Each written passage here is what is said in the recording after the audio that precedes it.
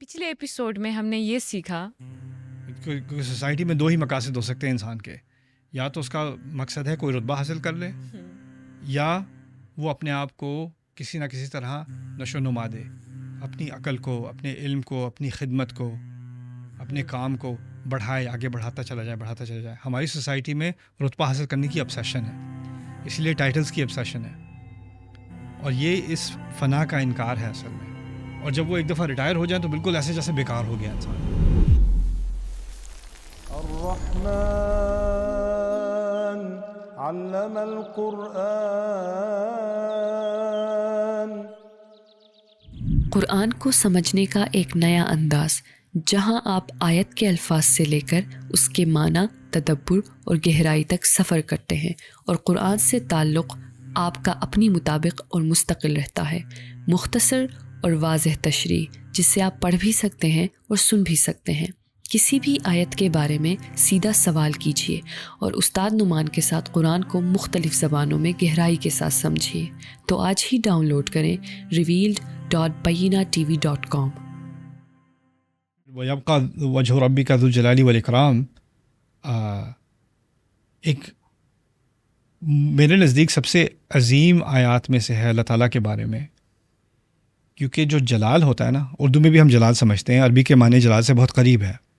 اور اکرام کے معنی صرف عزت والا نہیں، لیکن اکرام جو ہے وہ کسی پر کرم کرنے والا، کسی کو نوازنے والا، جنراسٹی کی بات ہوتی ہے. اور ذو الاکرام جس کی عزت کی جائے یا جس کی جنراسٹی کو اپریشیٹ کیا جائے. ٹھیک ہے، جس کے نوازنے کو کوئی اس کا اعتراف کرے. اور جلال جس کا جلال ہو، جس کی عزت ہو، جس کا وقار ہو، جس کی بہت زیادہ گلوری ہو. اچھا، یہ دونوں الفاظ جو ہیں نا، یہ انڈیپینڈنٹ نہیں ہیں، یہ ڈیپینڈنٹ ہیں. میں کیا کہنا چاہ رہا ہوں، جلال کس کا ہوتا ہے؟ جس کی لوگ عظمت کریں. یہ بڑا جلال والا بادشاہ ہے، یہ بڑا جلال والا آدمی ہے، ایکسیٹرا. کیسے پتہ ہے جلال والا آدمی؟ اگر وہ آدمی ایک آئی لینڈ پہ اکیلا رہ رہا ہو تو کیا جلال اس کا؟ جلال ہونے کے لیے کوئی جلال دینے والا ہونا چاہیے نا. کوئی شاہ جو ہے وہ اسٹیڈیم میں داخل ہوتا ہے تو لوگ جو ہے وہ چلا رہے ہیں اور وہ چیئر کر رہے ہیں اس کو، اور اس کی بادشاہ سلامت، بادشاہ سلامت، تو اب اس کا جلال ہے. اگر وہ اسٹیڈیم میں داخل ہوتا ہے، کوئی بھی نہیں ہے، وہ اکیلا کھڑا ہے اسٹیڈیم میں، تو جلال ہے اس کا؟ نہیں ہے. اکرام عزت دینا، عزت دینے کے لیے کوئی دینے والا ہونا چاہیے نا. بالکل. تو اگر کوئی ہے ہی نہیں عزت دینے والا، وہ اسٹیڈیم میں اکیلا کھڑا ہے، تو اس کا کہاں سے اکرام ہو رہا ہے؟ نہیں ہو رہا. ایتھیسٹ کہتا ہے کہ تم ایسے خدا کو مانتے ہو جس کو تمہاری عبادت کی ضرورت ہے. وہ چاہتا ہے کہ تم اس کی تعریفیں کرتے رہو، تم اس کی حمدیں کرتے رہو، تم اس کے بارے میں اچھی باتیں کرتے رہو. اس کو کیا ضرورت ہے تمہاری تعریفوں کی؟ یہ تو مجھے بہت نارسسسٹک قسم کی پرسنالٹی لگتی ہے کہ اس کو اپنی تعریف چاہیے. یہ ایتھیسٹ مائنڈ سیٹ کہتا ہے خدا کے بارے میں. یہ کیسا خدا ہے کہ اپنی تعریف چاہتا ہے؟ کیا ضرورت ہے اس کو اپنی تعریف کی؟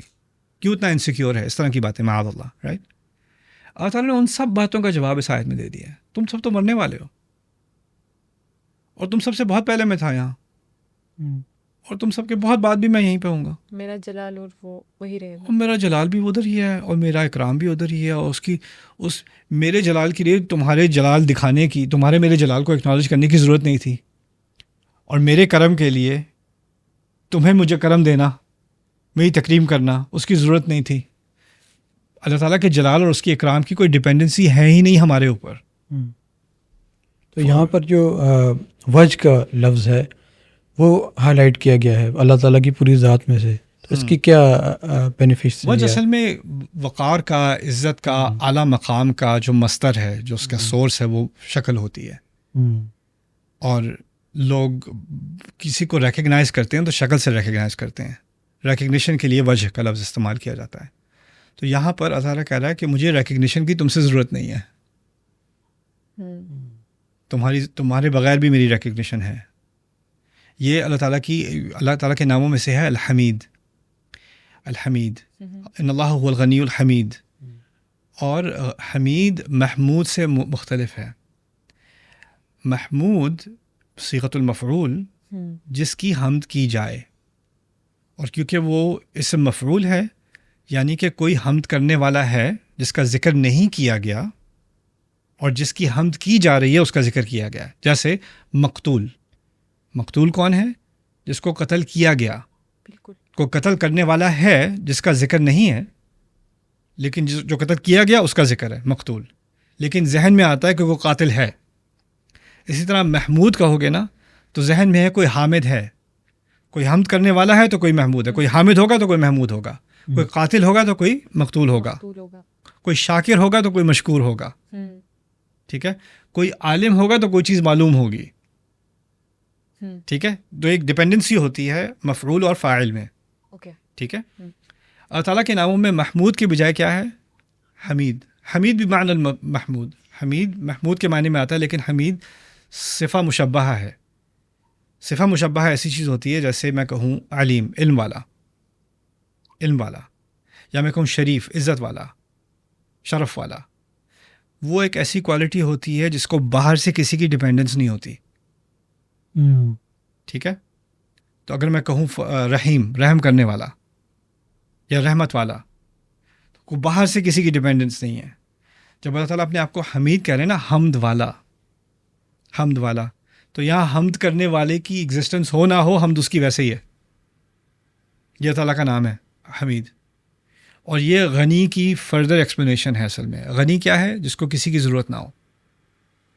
جس سے استغنا کا لفظ استعمال ہوا ابو جہل کے لیے، الرآہ استغنا، وہ اپنے آپ کو سمجھتا ہے اس کو کسی کی ضرورت نہیں ہے. استغنا تو ہے اس کے اندر، ایٹیٹیوڈ تو ہے کہ مجھے ضرورت نہیں، لیکن غنی وہ نہیں ہے. نہیں ہے. غنی صرف اللہ ہے.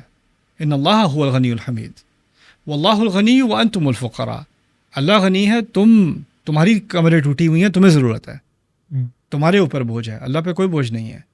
یہاں پر وَيَبْقَى وَجْهُ رَبِّكَ ذُو الجلال والإکرام، اللہ ہی کی شکل رہے گی جو اس میں تمام جلال اور تمام عزت اس کی بذات خود اس کی شکل میں ہے، یعنی اس کی وجہ میں ہے، اور اس کو کوئی دیکھنے والا بھی نہ رہے تب بھی ہے.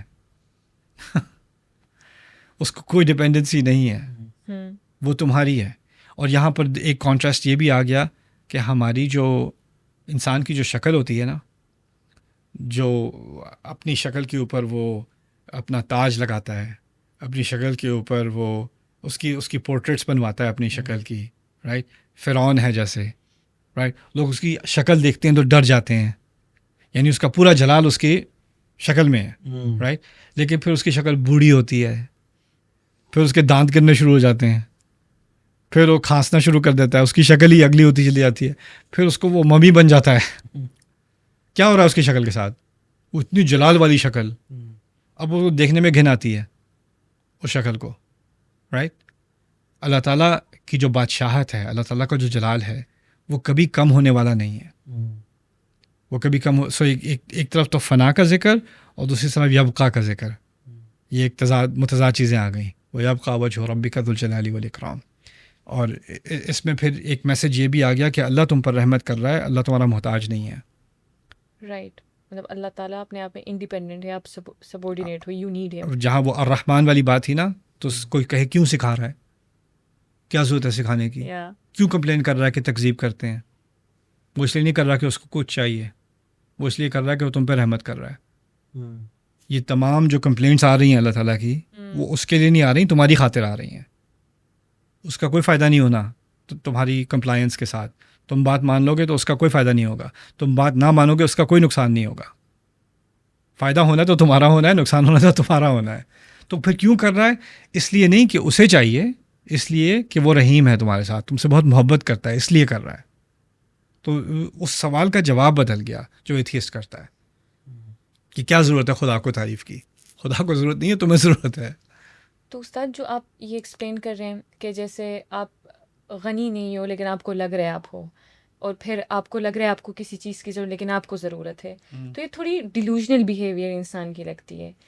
اب یہاں پہ جو اس کے بعد ان دو یبقا اور فنا کے آیتوں کے بعد جو آیت ہے فَبِأَيِّ آلَاءِ رَبِّكُمَا، آئی تھنک یہاں پہ جو تکذیب ہے شاید وہ اس ڈیلوژن کی طرف اشارہ کر رہی ہے کہ مطلب آپ ہاں ہر دفعہ جب یہ ریپیٹ ہوتی ہے تو وہاں پہ ڈفرینٹلی ہٹ کر رہا ہوتا ہے. بالکل. اب یہاں پہ مجھے ایسا لگا کہ یہاں پہ اس ڈیلوژن کی طرف اشارہ ہے کہ آپ کو لگ رہا ہے آپ یہ ہو لیکن آپ فنا ہو رہے ہو، اللہ تعالیٰ بقا کے لیے بقا ہے، تو اب جو تکذیب ہے یہاں پہ مجھے وہ ڈیلوژن کی طرف کہ آفٹر مورٹیلٹی آپ کے لیے مورٹیلٹی طے ہے، اگر اب آپ کی رسپانس یعنی یہ ہے تو پھر آپ ڈیلوژنل ہو. پھر دوسری بات یہاں پر یہ بھی سکھا دی کہ جو معجزہ ہے اسلام کا وہ یہ ہے کہ لوگ سمجھتے ہیں کہ جو عزت ہے نا اور جلال ہے وہ صرف ہمیشگی کے ذریعے سے آ سکتی ہے. آپ اپنا نام ہمیشہ کے لیے برقرار رکھیں، اپنا وقار ہمیشہ کے لیے برقرار رکھیں، اپنی سوسائٹی کبھی آپ کی ڈاؤن ہمیشہ نمبر 1 رہے. رائٹ، یحسب ان مالہ اخلدہ، اس کے ذریعے سے اس کو عزت آئے گی، وقار آئے گا.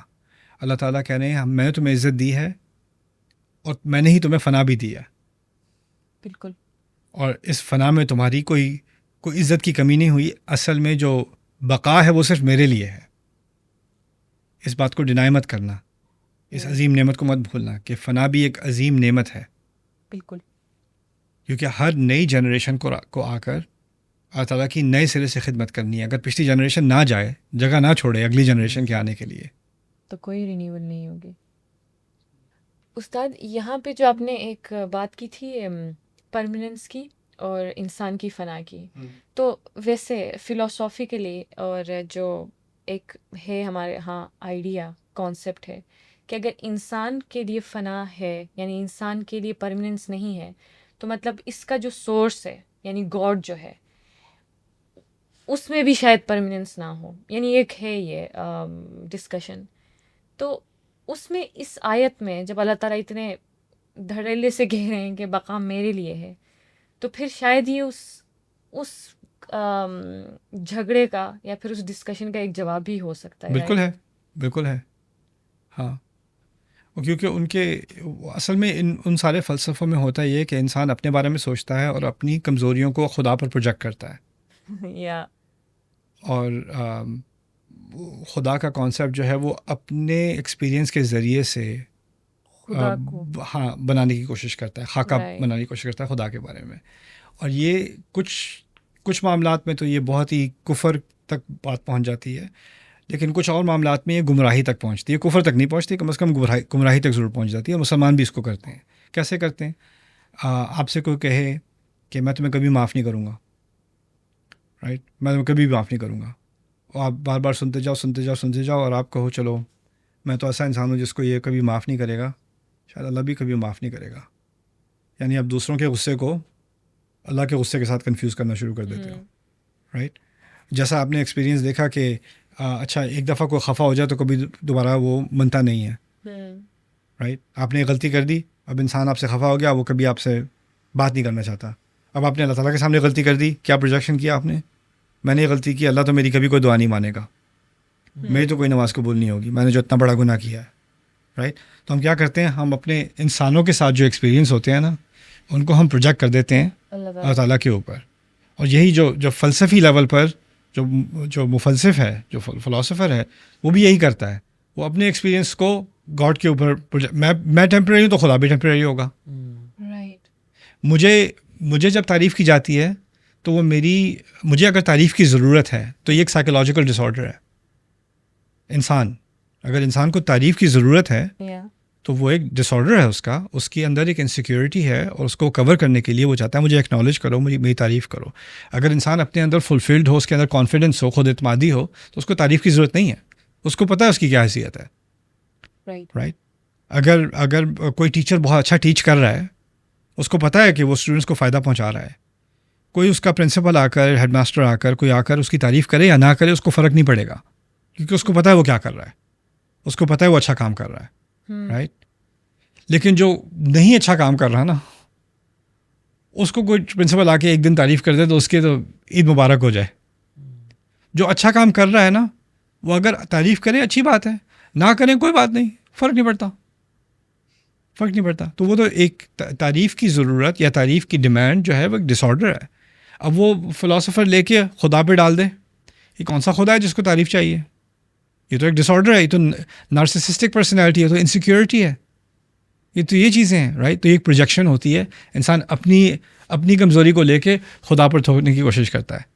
اسی لیے تسبیح کا کانسیپٹ اتنا ضروری ہے. یہاں بھی ایک تسبیح کا کانسیپٹ ہے. یہ تسبیح کیا ہوتی ہے؟ تنزیہ اللہ عما لا یلیقہ، اللہ تعالیٰ کی طرف سے ہر وہ وصف، ہر وہ ڈسکرپشن ہٹا دینا جو اس کے لائق نہیں ہے. اور اصل میں معنی تسبیح کا یہی ہے. اور یہاں پر ہماری فنا اور اللہ کی بقا، یہ اللہ کی تسبیح ہے اور ہماری حقیقت ہے. ہاں، یہ ایک تسبیح کا پہلو ہے. یہ اگلی قسط میں ہم انشاءاللہ سیکھنے جا رہے ہیں ٹیچر نے اپنے آپ کو ان دونوں کے لیے فارغ کر لیا. یعنی مقصد یہ نہیں کہ فارغ کر لیا، اپنے آپ کو خاص اہتمام ان کو دیا، بالکل ان پر فوکس کر دیا. اللہ تعالیٰ کہہ رہے ہیں اب تمہارے اوپر فوکس آنے والا ہے. تم بہت بڑی بڑی بھاری جماعتیں ہو، اپنے آپ کو سمجھتے ہو کہ تم اتنے زیادہ ہو گئے ہو کہ کہیں گم ہو جاؤ گے، یا تم میں سے کوئی نہ کوئی ادھر سے پھسل کے نکل جائے گا، ادھر نکل جائے گا. رائٹ. اور اسی بات کی طرف اشارہ ہے. اسی لیے سنفرغ لکم ایھا الثقلان میں کوئی بچنے والا نہیں ہے. میرے نزدیک یہیں سے، اسی آیت سے اللہ عالم قیامت کے دن کا منظر شروع ہو رہا ہے.